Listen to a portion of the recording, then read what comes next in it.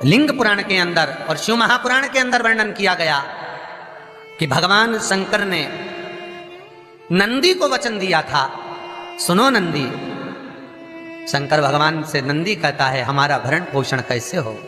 शंकर भगवान कहते हैं नंदी मेरे शिवलिंग पर यदि, कई लोगों को थोड़ा ध्यान दीजिएगा, है बहुत कथा पर बहुत ध्यान देना, शिव महापुराण की कथा है, बार बार ऐसी कथा नहीं मिल सकती आपको। सुनोगे आप अपनी जगह पर, बहुत वक्ता हैं, बहुत प्रेम से बांचते हैं, पर जो कथा रस तत्व से आपको मिल जाए उसको ले लीजिए महाराज। कोई वस्तु, कोई भोजन आप बनाकर लेकर गए हो, कोई पकवान आप बनाकर लेकर गए हो, कोई फल लेकर गए हो, यदि शिवलिंग पर वो पकवान, वो मिठाई, वो फल टच हो गया तो वो खाने के योग्य नहीं रहता, वो घर पर लेकर मत आना, मंदिर में ही छोड़कर। यदि भोजन, पकवान, मिठाई, शिवलिंग यहां पर है और भोजन का भोग तुमने इतनी दूर से लगाया है, फल इतनी दूर रखा है, वो शिवलिंग पर टच नहीं करा गया है, तो उस प्रसाद को, उस फल को आप पा सकते हो, उसको खा सकते हो। पर जो शिवलिंग पर टच हो गया फिर वो केवल नंदी, श्रृंगी, भृंगी, प्रेतों का, भूतों का, आहूतों का भाग होता है। प्रेत, भूत, आहूतों का, वो फिर खाने योग्य नहीं है। हाँ, यदि नर्मदेश्वर महादेव हैं, नर्मदा जी के जल से कोई शिवलिंग प्रकट हुआ है, नर्मदा जी के जल से, कोई कंकर से, नर्मदा के जल से अगर कोई शिवलिंग प्रकट हुआ है, उस शिवलिंग की स्थापना कहीं पर है या आपके घर में है, तो उसको कुछ भी टच हो जाए वो पा सकते हो, पर बाकी के शिवलिंग को स्पर्श किया हुआ नहीं पा सकते। केवल एक नर्मदेश्वर महादेव नर्मदा के जल से प्रकट हुए। कई लोग पूछते हैं ये सांप है कौन, ये सर्प है कौन, तो उसको बताओ ये भगवान शंकर के गले में जो एक सांप पड़ा हुआ है ये भगवान विष्णु हैं। और शंकर भगवान के सिर पर जो जटा में सांप दिखता है, वो हाथ में सांप बंधे रहते हैं, वो दो हाथों में, कमर पर, सिर पर, केशों पर जो सांप 5 नजर आते हैं वो, तो बताओ ये शंकर भगवान की 5 लड़कियां हैं, जया, विषहरा, शामली बारी, दो तली और देव। ये 5 लड़कियां भगवान शंकर के इर्द गिर्द घूमती हैं, आस पास भ्रमण करती हैं, सभी ये शिव की बेटियां भगवान शंकर के साथ भ्रमण करती हैं।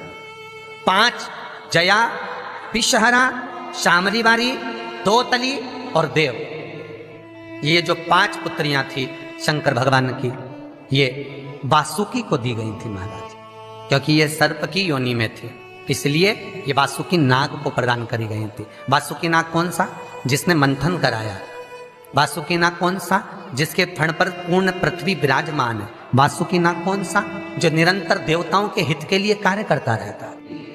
एक पान के पत्ते के ऊपर, मात्र पान जानते हो, वो खाने वाला जो पान करता है उसका पत्ता, पान के पत्ते के ऊपर जो चंदन से शंकर के नाम, पार्वती का नाम और ब्रह्माणी सरस्वती का नाम लेकर शिव को समर्पित कर दे महाराज, उसकी भी तिथि बताइए, बड़ी सुंदर है।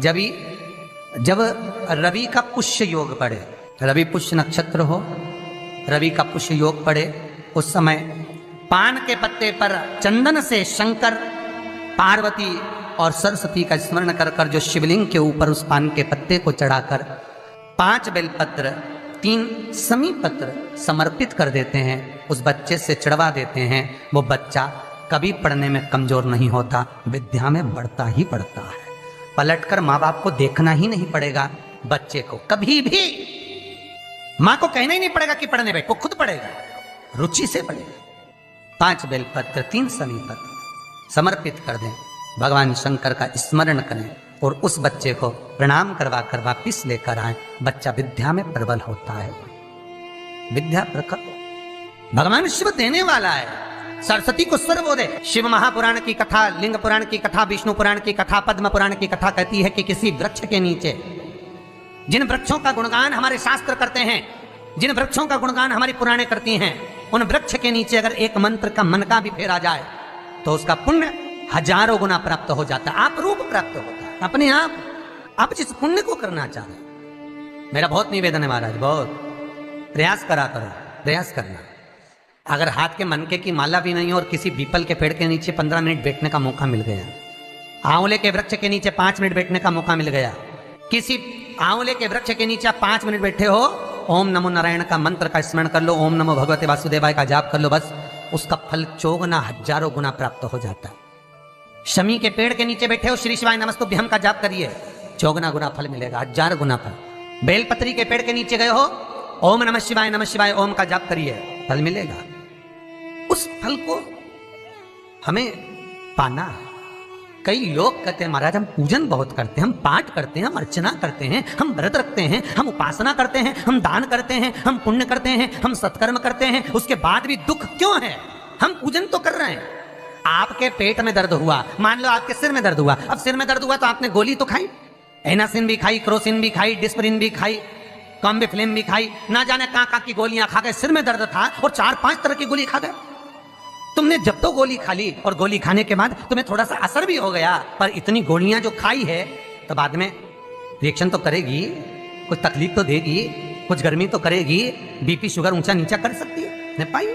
उसी तरह मंत्र, माला, पाठ, जप, अनुष्ठान फल कब देते हैं और फल कब नहीं देते, ये शिव महापुराण की उमा संहिता कह रही है। शिव महापुराण का उमा खंड, पार्वती खंड को अच्छे से पढ़िए तो उसमें बताया है, उसमें वर्णन किया है।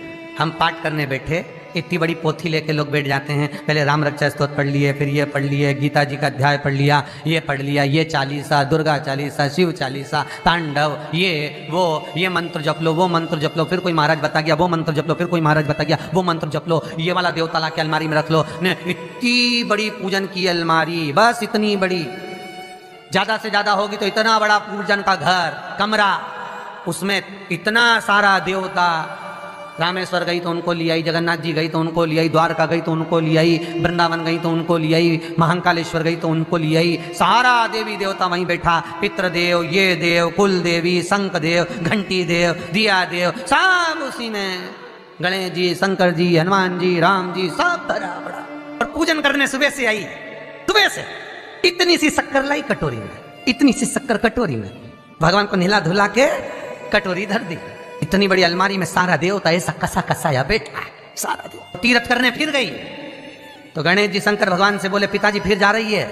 शंकर भगवान बोले बेटा खसक के बैठो, फिर पकड़ के लाएगी किसी के, बैठ फिर लाएगी किसी, फिर ले आई, फिर रख दिया। पूजन करने आई, कलश रख दिया, मंदिर में ही ढुल गया, भगवान पूरा गीला हो गया।